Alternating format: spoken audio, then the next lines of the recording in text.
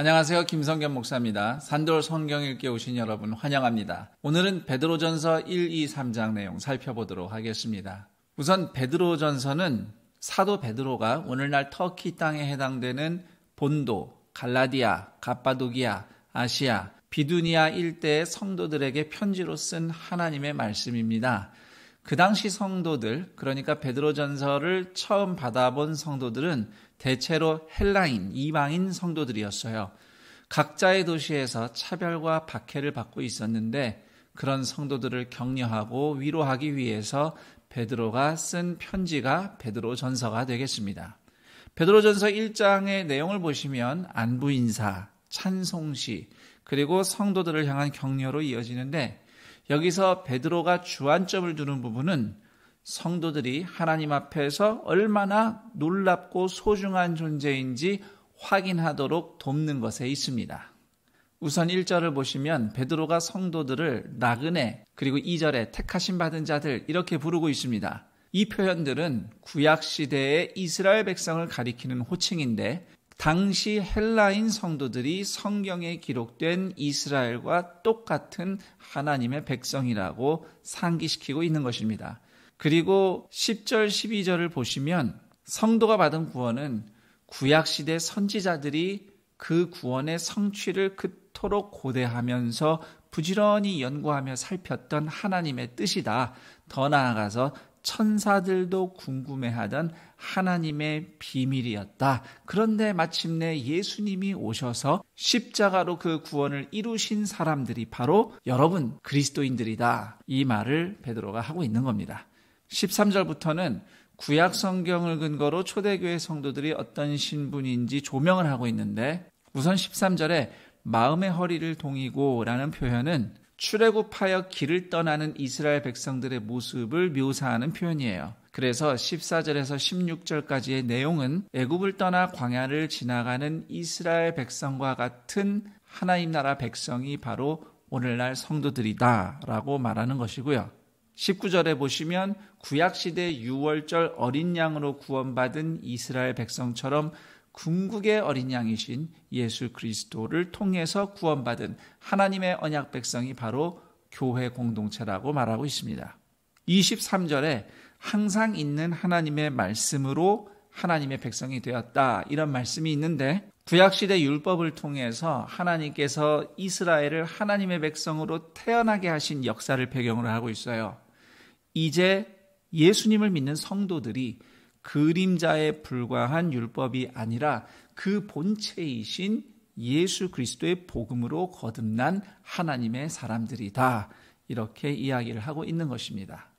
그리고 2장으로 가보시면 계속해서 성도의 신분을 구약 이야기로 풀어내고 있는데 5절에 신령한 집, 성전이 나옵니다. 구약시대 성전 건물처럼 이제는 성도들 자신이 하나님의 성전으로 세워진 사람들이다. 이렇게 말씀하고 있습니다. 그리고 9절에 너희는 택하신 족속이요 왕같은 제사장들이요 거룩한 나라다. 이렇게 말씀을 합니다.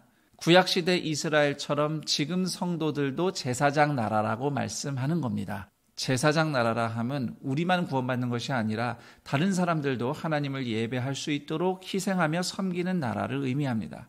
그래서 11절 이하를 보시면 제사장 나라가 된 성도들이 원수들마저도 하나님께 영광을 돌릴 수 있도록 선하게 사는 삶이 무엇인지 소개해주고 있습니다. 13절에서 17절 내용을 보시면 통치자에게 순종하라고 해요. 권위와 질서를 존중하라 이런 말씀인데 이게 참 파격적입니다. 왜냐하면 13절이 말하는 왕은 로마 황제입니다. 자신이 신으로 숭배받는 존재입니다. 더군다나 베드로 시절에는 네로 황제였단 말이죠. 그런데 이런 황제와 제국의 권위를 성도가 왜 존중해야 되느냐? 성도를 박해하는 권력을 말이죠. 이에 대해서 베드로는 16절에서 이렇게 말씀합니다.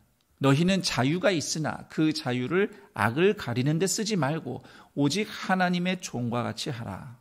하나님의 종으로 살아야 되기 때문이래요. 하나님의 종이 뭡니까? 이사야서 53장 고난받는 종, 바로 예수님이시죠.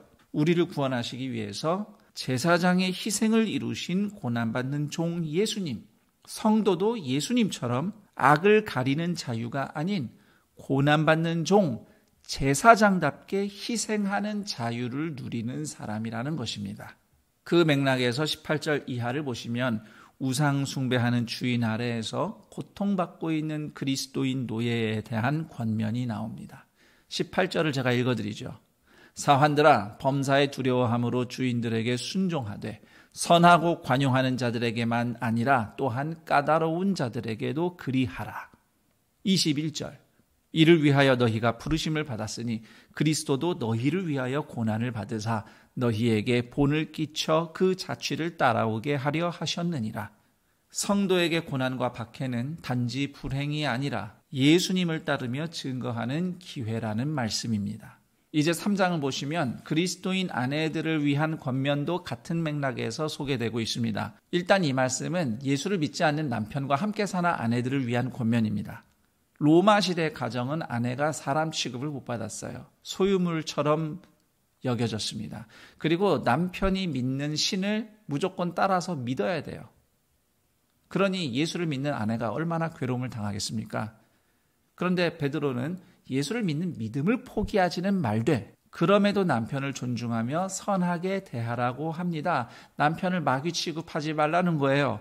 왜냐하면 제사장 된 성도는 타인이 하나님께 나아올 수 있도록 자기 자신을 희생하는 존재이기 때문입니다. 한편 예수를 믿는 남편들을 위해서도 베드로가 한 말씀 합니다. 로마의 관습대로 하지 말고 7절 말씀처럼 아내를 더 연약한 그릇, 다시 말해서 값진 보물이기 때문에 함부로 하면 안 되는 존재, 생명의 은혜를 함께 이어받은 자, 즉 동등한 인격으로 대하라, 이렇게 권면을 하지요. 그러나 이처럼 박해하는 세상과 이웃과 가족을 성도가 선하게 대한다고 해서 상황이 바뀌지는 않을 수도 있습니다. 오히려 더 고난을 받을 수도 있어요.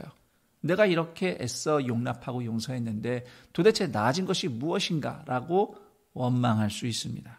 그럼에도 베드로는 이렇게 권면합니다. 9절 말씀, 악을 악으로 욕을 욕으로 갚지 말고 도리어 복을 빌라.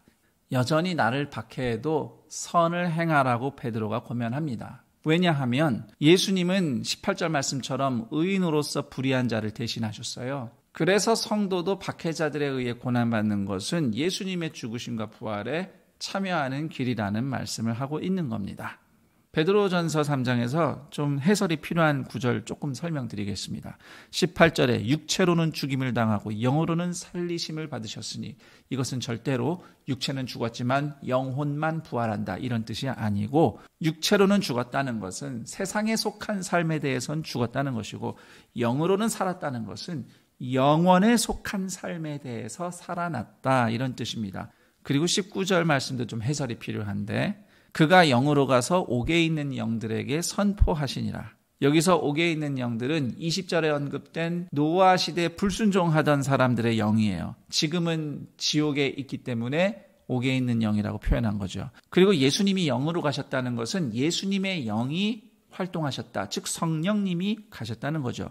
아시다시피 성령님은 구약시대 내내 활동하셨습니다. 그래서 성령님께서도 노아를 통해서 불순종하던 사람들에게 복음을 선포하셨다는 이야기를 하고 있는 것입니다. 그리고 20절에 물 얘기가 나옵니다.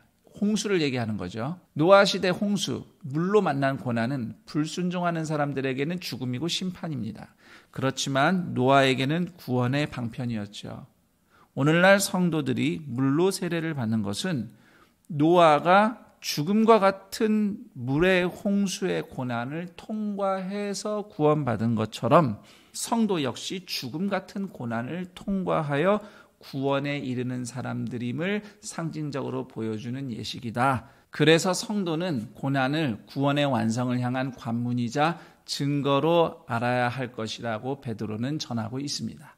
자, 여기까지가 베드로전서 3장까지 내용이 되겠습니다. 그럼 전 여기서 인사드리고 내일 그 다음 내용과 함께 여러분 다시 찾아뵙겠습니다. 감사합니다.